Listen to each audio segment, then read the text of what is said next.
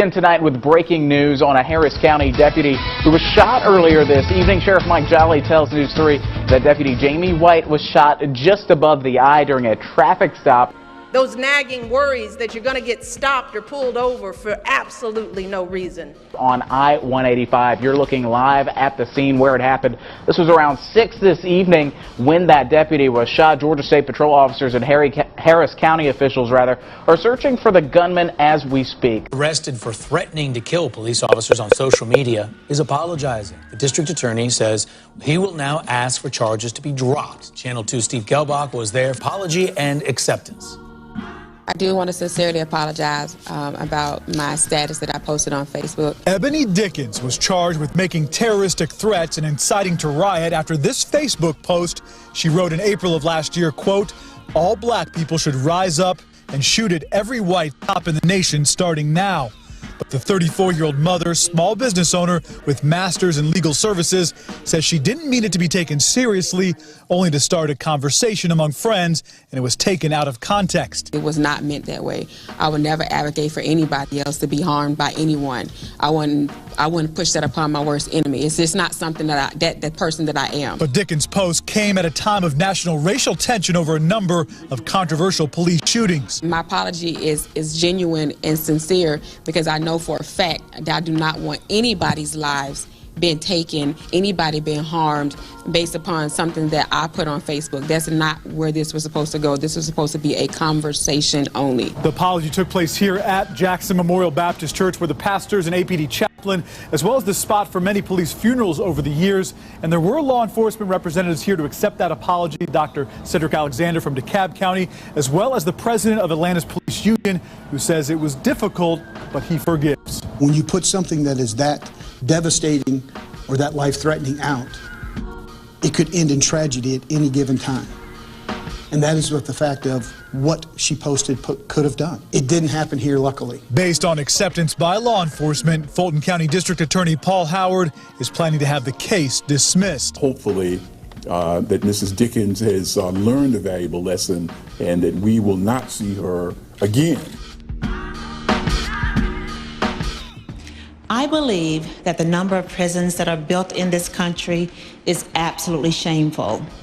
And we know that black and brown people are disproportionately represented in a system that in one instance allows for an affluenza defense. Yes. And in other instances really nets tougher penalties on people because they live in a particular zip code. Right. So my question of you, Secretary Clinton, as president, what will you do to address this system, to make it more fair and balanced, and address a system that many are calling modern-day slavery? Well, your description of the problem is absolutely right. And the very first speech I gave in this campaign was about criminal justice and incarceration reform. So there are a number of things that I've laid out. I want to just give you a sort of overview, but please go to my website, HillaryClinton.com, that lays out my comprehensive approach. 1 in 3 African American men, if the trends that we see today continue, will spend some time in jail or prison. That is absolutely unacceptable. There is no justification for it. There is no excuse for it. And I have been going around speaking out that an African American young man is more likely to be arrested, charged, convicted, and incarcerated for doing exactly the same thing as a white man who is not. And what that means is we've got to be honest with ourselves. We have systemic racism that is really at work inside the criminal justice system. And we've got to be willing to stand up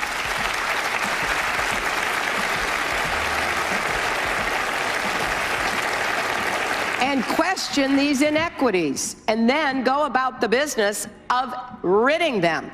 We need to divert many more people out of the jail and prison system into diversion programs, job programs, skills programs. where we are doing this, although it is on too small a scale, it works. And we need to have much more in the way of treatment and help for people who have addictions, who have mental health issues, so that they can be helped, not incarcerated. We need to end private prisons. They are a shameful blot on our prison system. And if we can eliminate the school-to-prison pipeline and substitute a cradle-to-college pipeline, which starts with early childhood education, starts with more help earlier on, then we can begin closing prisons. And I guess the final thing I would say about this overview is I really believe states have got to stop building prisons and start investing in education. Elementary, secondary, and higher education. We've got a justice gap. When too many black boys and girls pass through a pipeline from underfunded schools to overcrowded jails. This is one area where things have gotten worse. When I was in college, about 500,000 people in America were behind bars. Today, there are about 2.2 million. Black men are about 6 times likelier to be in prison right now than white men. And listeners have been calling for justice. I think there was an LA Times reporter who recently wrote that being black is exhausting. To me, he ain't do no wrong, just shot a cop.